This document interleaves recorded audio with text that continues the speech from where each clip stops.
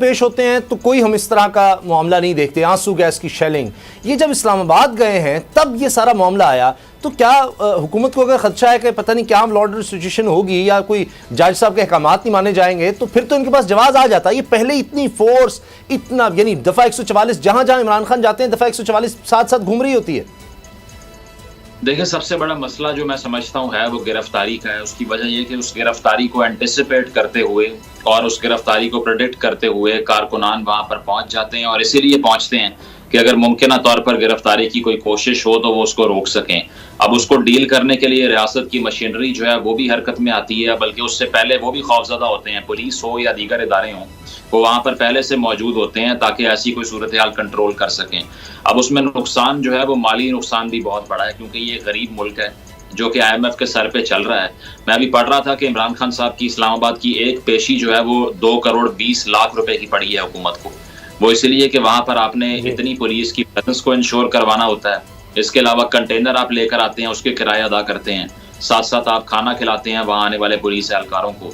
तो पूरी state craft जो है उसको नुकसान हो रहा है इस सूरत हाल का।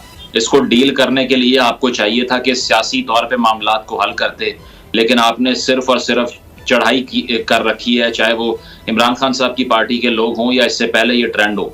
तो ओवरऑल नुकसान जो है पूरे सिस्टम को पहुंच रहा है। जहां तक हसन न्याजी साहब की बात है, तो बेशक ऐसी गिरफ्तारियां बहुत सी हो चुकी हैं अब पिछले 8-10 महीने में, जिसको कंडेम करना चाहिए। लेकिन अगर किसी इंसान ने आला अदलिया के या फिर किसी भी जुडिशरी के फर्द की तस्वीर लगाना शुरू कर दी हैं, तो उसके बाद वो खुद जवाब फराहम करता है कि मुझे आके पकड़ लिया जाए। बेशक बेल हो जाती है, कुछ भी होता है, लेकिन मैं समझता हूँ कि दोनों तरफ से ये जज्बात का जो उभार है इसको सेटल डाउन करना पड़ेगा। आज इमरान खान साहब कह रहे हैं कि फौज मेरी है, एस्टेब्लिशमेंट भी मेरी है, तो इसमें सारा कुछ उनको देखना चाहिए कि उनके वर्कर्स अगर ट्रेंड चलाते हैं या इश्तियाल अंगेज तकारीर हो रही हैं, ट्वीट कर रहे हैं, तो उनकी अपनी सिक्योरिटी भी खतरे में है।